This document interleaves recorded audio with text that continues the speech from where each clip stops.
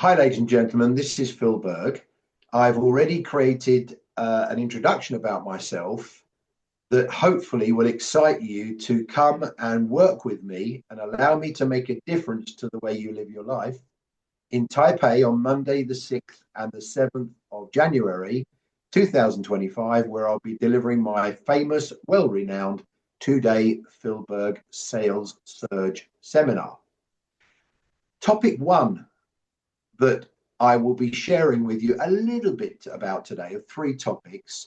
I want to talk to you about vision, having a vision, creating a vision for you. You can do it personally and your business, which would be slightly separate. I want to talk to you about creating a mission. Again, why is it important? And again, ideally for both your personal life and your business.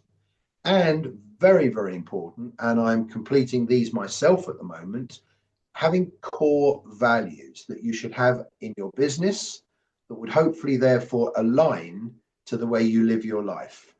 Very, very important that the most successful businesses I work with understand the necessity to create core values, to create a vision statement and a mission statement that once your potential clients see them, here's the first message, could be the difference between yourself and your competition.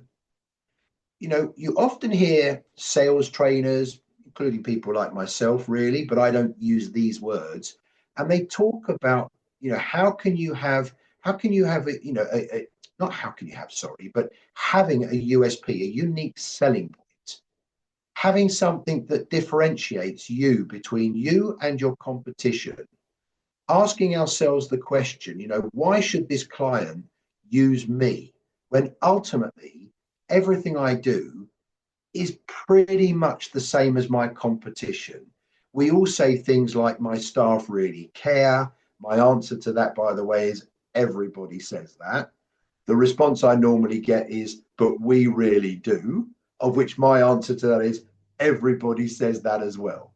So actually trying to find something that is unique in many cases can't be found because you do have the same type of product. You are similar in price. Their staff really care. Your staff really care. You're competitive in price. They're competitive in price.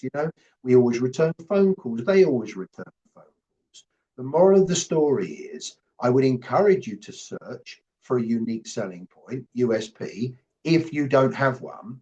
But if you can't find one, it could simply be your core values, your vision, your mission that differentiates you between yourself and your competition. Even if your competitors have core values, vision, mission, it will be similar, but not necessarily the same as yours.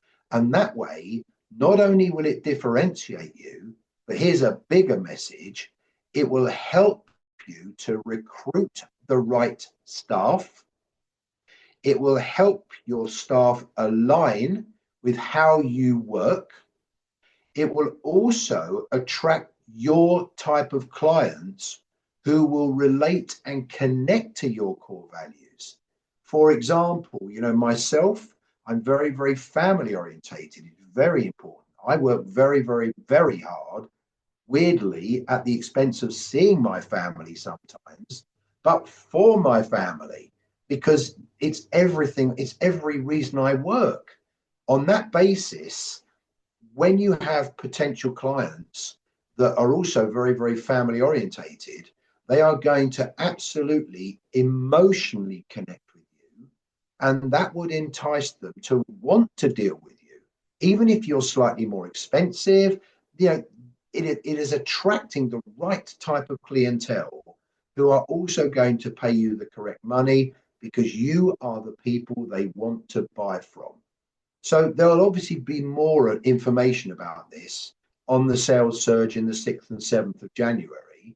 And I'll tell you now that on each section of the sales surge, we will actually be taking action. So not only will you leave knowing to do core values in theory, but we'll actually create a first draft during the sales surge so that you'll actually be able to start this process, and I'll be there to help you and hold your hand through it.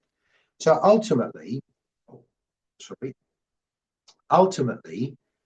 the three areas I was talking about: vision, mission, core values, giving you a little bit of an insight to what they are. The vision tends to be, what does your future look like? What is your destination?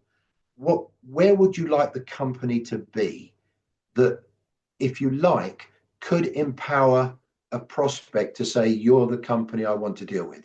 For example, we strive to make a difference to the local community and therefore make a difference to the lives of business people and their families by our product or service. Would that emotionally connect with a prospect? Well, of course it does. Ultimately, are you just selling your product or your services for money, or are you passionate about what the outcome of your product or services deliver? Do you make a difference to people? Which, how amazing is that to make a difference? So your vision wants to have a clarity of what your company are wanting their clients to feel and where we're going. The mission is really about how we get you there, how we work, our intentions, what needs to happen, the commitments, etc. So creating this is what we're trying to create, vision, and this is how we do it, mission. That would be very, very powerfully received by the right type of clients. Creating core values, I tend to encourage 5, maybe 6. On your screen is an example of another company and what they do, which I'll be taking you through quite a few different examples and my own at the sales surge. But having core values, you can recruit on core values. You can fire, so hire and fire on core values. Every member of your team needs to not just join your team because of the core values, but work in the correct way because of your core values.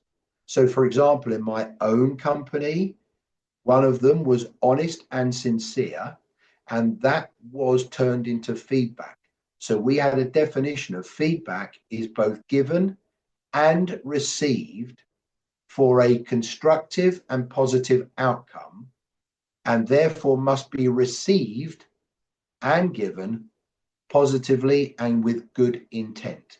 So if ever any of our team needed to give some feedback that may be a little bit uncomfortable, we would always relate to the core values. Are you giving this feedback to somebody to criticize what they did wrong? Or are you giving this feedback to expose how it went wrong, and therefore this is some feedback of how it could be improved in the future, so it's a better way to live and work? So to summarize this first part, and obviously there'll be a lot more in the sales surge when I'll be going through some detail of ideas for you and helping you to create yours. To summarize it, I would encourage you to consider having core values definitely within your company, and then creating vision and mission statements. I look forward to seeing you on 6th and 7th of January in Taipei. And if you think you can't afford to be there, I'm telling you, you can't afford not to be there. See you then.